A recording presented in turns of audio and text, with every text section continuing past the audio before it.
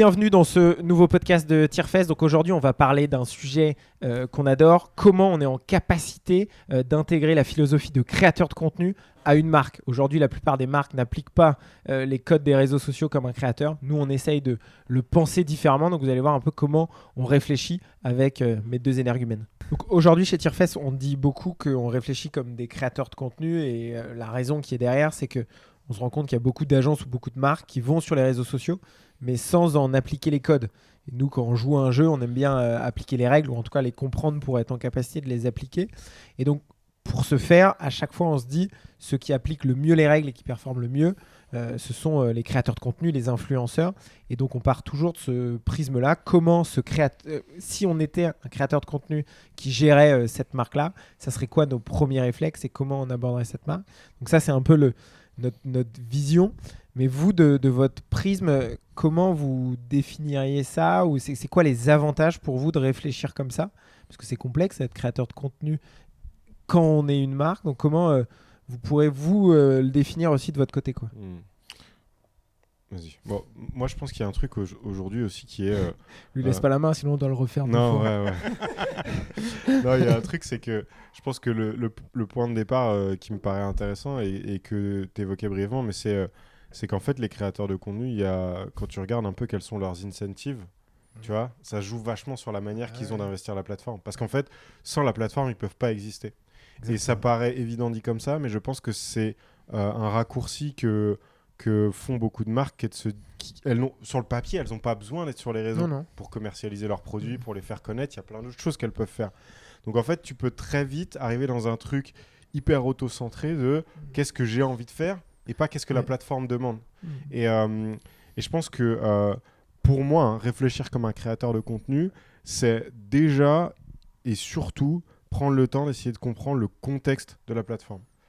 Et par contexte, j'entends c'est quoi ses enjeux, quels sont ses objectifs, qu'est-ce qu'elle cherche à accomplir et à quoi ressemble l'environnement, tu vois, le paysage.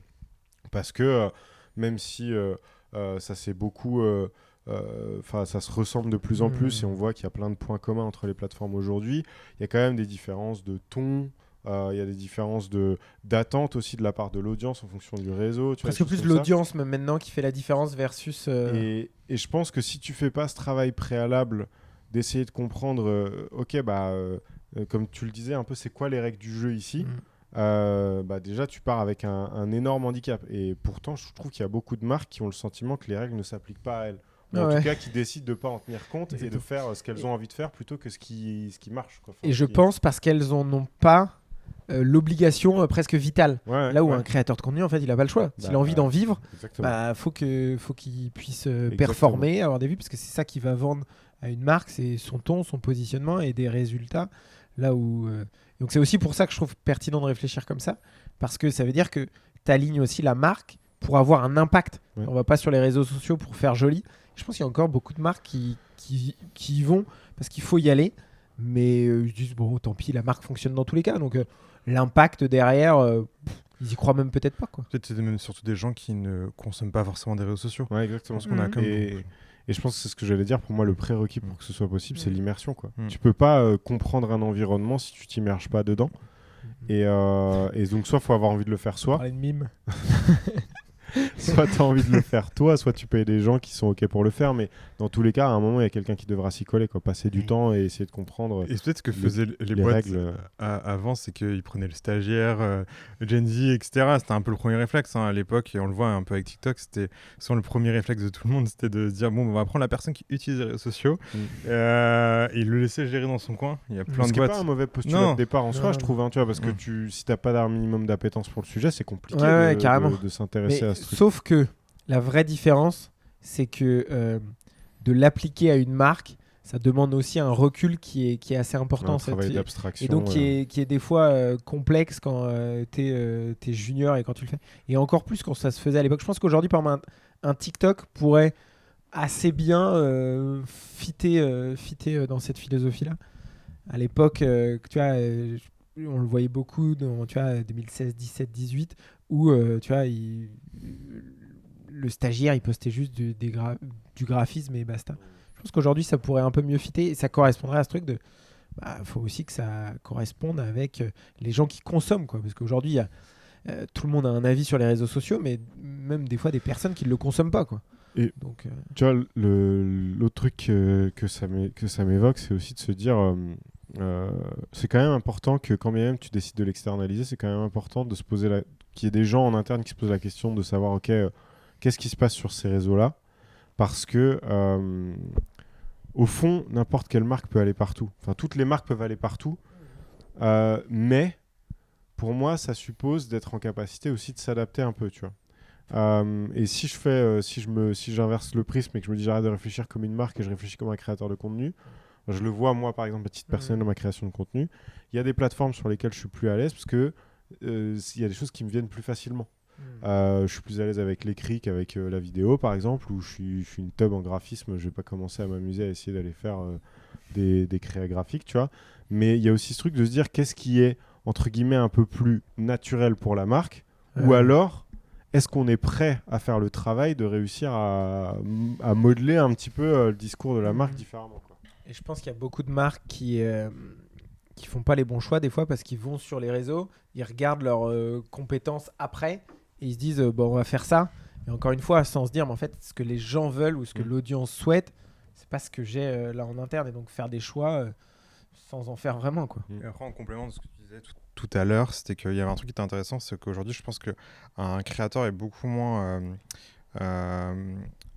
triste de killer un format, dans le sens où je pense qu'aujourd'hui, par exemple, quand il y a cet objectif, soit avoir la rémunération de la plateforme, soit attirer des marques, une audience, je pense que quand tu te rends compte que ton format il marche pas, tu vas pas t'obstiner. Tu vas laisser tomber et tu vas passer à autre chose, etc. Et je trouve que les créateurs, et je pense que la bonne philosophie d'un créateur, c'est de se dire que en gros, on est drivé à la performance. On voit que si ça performe, ça veut dire qu'il y aura des objectifs et de l'intérêt à aller chercher, et de pouvoir se renouveler assez régulièrement. En fait, dès qu'on sent qu'il y a quelque chose qui marche, il faut appuyer dessus et mettre l'accélérateur. Ou je trouve qu'il y a des marques, des fois, ils ont des pépites, ils ont des super formats, mais parce que ça ne correspond pas à tous les messages qu'ils veulent faire passer, ils le font une fois par mois, et ça, on le sait, hein. On en parle tout le temps, mais créer de la viralité, il y a une question un peu de chance, c'est une question de timing, pousser à la bonne audience, les bonnes personnes qui interagissent, etc. Et en fait, recréer cet engouement sur un format hyper compliqué. En fait, aujourd'hui, un créateur, il verrait, il fait des crash tests de flanc. S'il se rend compte que cette vidéo-là marche à fond, il va faire que du flanc, il fait tous les flancs de Paris jusqu'à ce que ça s'épuise, et il sera content. Il y a un élément que tu dis là qui est intéressant, qui dit tu as drivé par la perf, là où des fois les marques sont drivées par le beau, par l'image que ça renvoie en interne. Et j'aime bien ce côté-là parce que moi je pense que ce qui est intéressant chez un créateur de contenu, c'est son côté obsessionnel de la chose, c'est-à-dire comment je progresse en permanence, et ce côté envie, mais presque par passion, quoi, que on peut avoir sur certains de nos projets ou pour certaines de nos marques. C'est un problème à résoudre, c'est une énigme que je dois craquer. Comment je fais pour... Je pense qu'à ça tout le temps, et donc je suis en permanence dans une réflexion de c'est quoi le nouveau format qui va sortir, mais pas juste à copier, mais à réfléchir. Et mes chiffres, je vais les voir, je les analyse en permanence, et donc je suis en permanence en train de re-challenger les choses, quoi. Hier, je regardais la rediff du En Cuisine entre Domingo et Amixem, donc deux créateurs chrono sur YouTube. Et Amixem disait un truc qui était assez fou, qui était marquant. Il disait j'ai l'impression d'avoir évolué avec l'obsession des chiffres, de la performance. Ça m'arrive de regarder juste le lendemain les vues et la performance des contenus.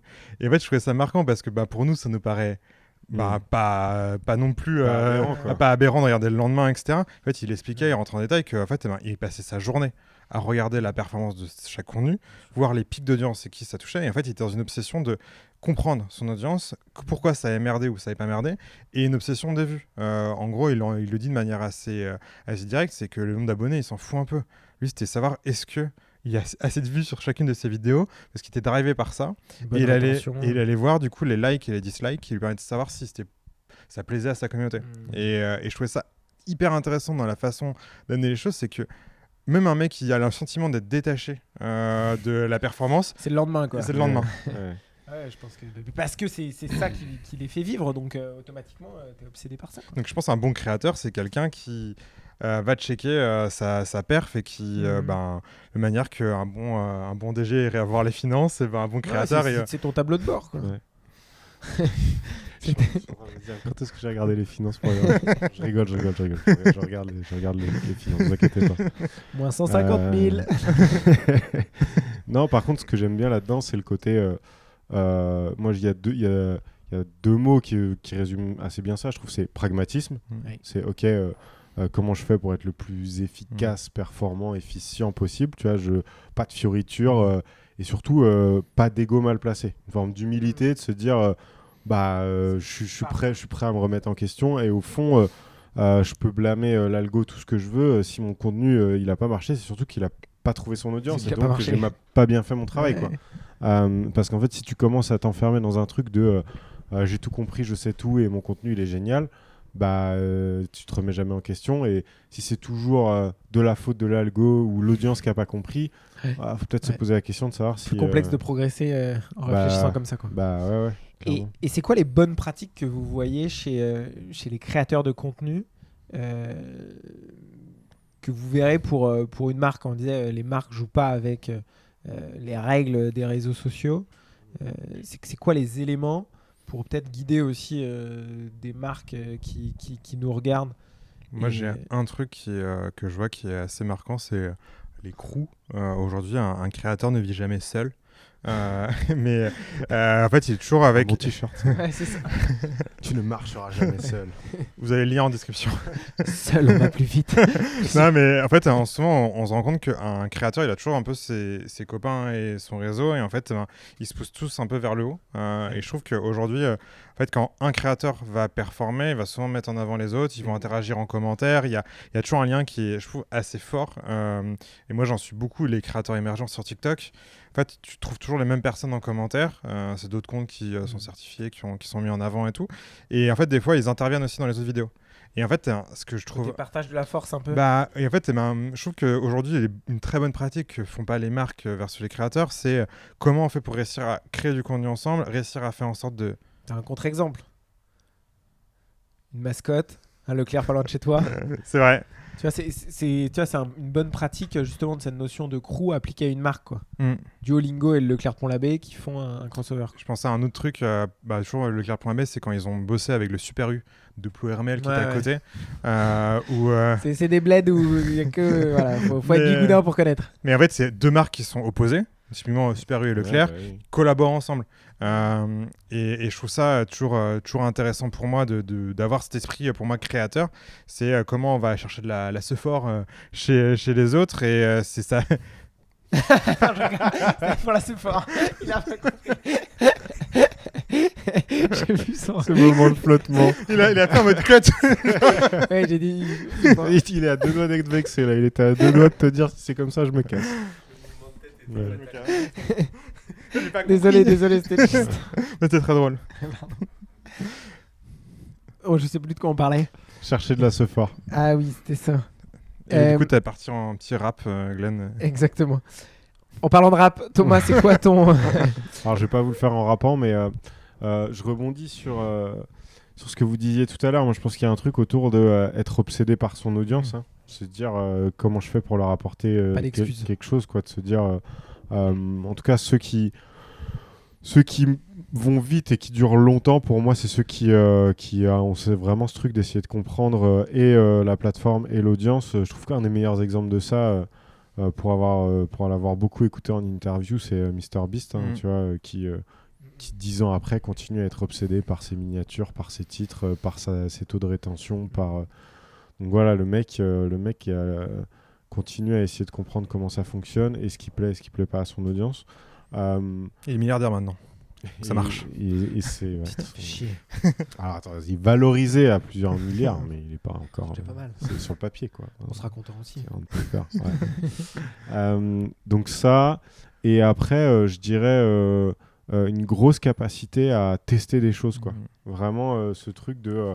je suis dans l'itération pour plusieurs raisons. La première, c'est réussir à trouver les formats qui me correspondent le mieux, qui résonnent le plus avec mon audience, mais c'est surtout...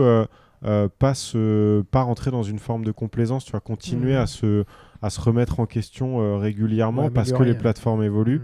Et donc cette grosse curiosité, jamais se dire qu'on est arrivé, quoi. Tu as toujours ce truc d'essayer de comprendre, ok, qu'est-ce qui est en train de changer, c'est quoi le mouvement de fond qui se dessine, le prochain format sur lequel il faut que j'essaie de capitaliser. Enfin, tu vois, je trouve que les bons créateurs, ils n'ont pas de problème à arrêter de faire des reels pour commencer à faire des carousels ou passer sur des trucs qui sont vachement moins produits et beaucoup plus j'ai ma caméra, je parle à ma caméra et j'habille mon format comme si c'était une story. Enfin, tu vois, pour leur audience, quoi, encore une fois. Pour leur audience, ouais. Qu'est-ce que regarde mon audience? Et qui peut être un peu contradictoire avec ce que j'allais dire, qui est dire aussi, quand tu as trouvé ton format signature, tu le disais tout à l'heure, aussi bien une marque qui a un super format parce qu'elle a envie de communiquer sur autre chose va l'abandonner, là où un créateur qui a quand même trouvé son format et qui est en train de le faire percer va insister dessus. C'est pas pour ça qu'il va pas être en réflexion. En fait, moi je pense que c'est une question de proportion. Toi, tu peux avoir un 80-20 de 80% de mes contenus, c'est mon format signature qui cartonne et c'est ce qui génère le gros de ma croissance. Mais parce qu'à un moment j'ai envie de rester pertinent et de me dire que si ce truc-là arrête de fonctionner, je veux avoir des portes de sortie, 20% du temps, je teste d'autres trucs, tu vois. Et après, je suis pas à l'abri de trouver un deuxième format qui fonctionne. Et dans ce cas-là, je l'intègre dans ma ligne éditoriale, tu vois. Et je pense que comme ce créateur est obsédé par les chiffres, il va aussi voir le moment où il y a une inflexion de ces formats qui est pas liée à l'algo, qui est liée à son audience. Et donc, automatiquement, on va chercher, il va poser la question à son audience. Il va demander, OK, pourquoi là, mes vidéos recettes vous plaisent moins? Qu'est-ce que vous voulez? Est-ce que vous voulez en savoir plus sur moi, etc. Donc, je pense qu'il y a, en tout cas, ces réflexions-là permanentes et ce pragmatisme, quoi. Là où des fois les marques font des choix qui sont moins pragmatiques parce que c'est lié à de la politique interne, à des sujets d'envie des fois personnelle d'un DM, ça crée des fois ce type de confusion que n'aurait pas un créateur. Et on oublie un truc, c'est que les créateurs ils sont ultra passionnés. Et en fait on le voyait, je regardais pas mal, j'aime bien regarder les créateurs qui ont disparu. Tu vois, des fois je me dis tiens, je me souviens plus, qu'est-ce qui devient ce créateur là? Cyprien, il fait quoi? Ouais, il est toujours bien, il fait des lives sur Twitch et tout, un peu moins de court-métrage, mais du coup il fait des applications mobiles et tout, donc non, il est vraiment bien. Mais par contre, ce qui est intéressant, c'est de voir tous les petits créateurs qui étaient en train d'exploser et qui ont disparu complètement. Et en fait, c'est burn-out. Non, c'est juste pour envie, quoi. En fait, ils se rendent compte au bout d'un moment que, en fait, ça les intéresse pas. Ce quotidien de créer du contenu, la notoriété publique, etc., ça les intéresse pas. L'évolution. Et en fait, tu te rends compte que, en fait, tout est lié à la passion. Il y a des gens, en fait, si t'es pas passionné et que t'es pas orienté sur la perf. En vrai, tu as peu de chances de pouvoir continuer à exister sur la plateforme parce que le jour où l'un ou l'autre va pas marcher, en fait, tu n'as plus rien pour rester motivé. Moi, je pense un dernier point que je trouve intéressant à ajouter par rapport à ça, c'est qu'ils prennent le jeu avec toutes ses règles. Tu vois, genre, en tout cas, ceux qui pareil, encore une fois, ceux qui réussissent vite, je trouve, c'est ceux qui acceptent que le package, c'est ça. Et si vraiment je veux jouer le jeu du réseau et cartonner dessus, faut que j'accepte l'ensemble des règles. Il y en a qui s'en sortent très bien et qui arrivent à aménager le truc. Moi, j'ai des exemples qui me viennent. Je t'en ai partagé beaucoup, des gens qui ont percé sur Insta avec des contenus écrits. Donc, tu vois, ils font pas de reels, ils sont... juste des carousels, juste des trucs. Voilà. Qui ne se montrent pas forcément en story. Mais bon, je pense qu'il y a un moment où ça limite ta croissance, ça limite aussi... la proximité que tu crées avec ton audience. Alors du coup, tu as une audience, mais est-ce que tu as une communauté? Après, ça pose la question de savoir ce que tu veux. Ce que tu vends, quoi. Ton deal avec les marques est aussi plus simple quand tu as une personnalité et que la marque peut aussi exactement. En tout cas, tu le prices pas de la même façon, tu vois. Mais je trouve que ceux qui réussissent vraiment très bien, souvent, c'est ceux qui, à un moment, ont accepté l'ensemble des règles du jeu et trouvent le moyen de composer avec l'ensemble des règles du jeu, quoi. C'est pas pick and choose. Je choisis pas les trucs qui m'intéressent et je prends pas tout le reste, quoi. T'as un dernier mot? Ouais, moi j'avais une question pour toi, Glenn. C'est très solennel. Est-ce que faut que tu répondes de manière simple parce que je trouve que des fois tu as tendance à complexifier les choses. Vas-y. De quelle manière chez Tierfest on met en place du coup cette façon de faire, de penser comme un créateur? Là, notre gros sujet là-dessus sur cette notion de créateur, c'est comment on forme toutes les équipes à ça. D'abord, bien sûr, nos chefs de projet / community manager qui ont déjà cette appétence et cette passion. Donc, c'est eux aussi comment on les amène à être encore plus obsessionnels sur les chiffres, comment on mesure ces notions de performance qui font partie de ces gros sujets, comment on reste vraiment passionné par ça, mais aussi de l'implémenter sur tous nos autres métiers. Sur les monteurs, c'est pas simplement des monteurs, c'est des monteurs social media. De même sur nos créateurs de contenu, photographes, vidéastes. C'est aussi, c'est pas juste faire du beau, c'est faire des formats qui plaisent à l'audience. Et donc c'est vraiment là un enjeu de formation de tout le monde pour réussir à avoir les meilleurs joueurs pour être la meilleure agence, quoi. D'ailleurs, on en a un certain nombre qui d'eux-mêmes Créer du contenu, ouais. sur les réseaux. C'est souvent un bon moyen aussi de tester, parce qu'on n'a pas toujours la liberté comme on pourrait l'avoir à titre personnel. Donc ouais, je pense que c'est aussi un bon moyen de... C'est pas de un se tester. critère de recrutement, mais en tout cas, on voit qu'il y a quand même un truc autour de Ouais. un certain nombre de personnes qui... La passion, des fois, fait que tu es plus passionné encore quand tu crées du contenu. Ouais. Un Tom. Voilà. Bon, en tout cas, j'espère que cet échange vous a plu et qu'on n'est pas parti dans tous les sens. Désolé pour les mauvaises blagues. Et en tout cas, n'hésitez pas à vous abonner, à nous poser toutes vos questions et on pourra soit y répondre en commentaire, soit faire de nouvelles vidéos sur le sujet. Lâchez un petit avis sur iTunes, Apple Podcast, tout ça aide le podcast à émerger. Salut. Ciao. Ciao.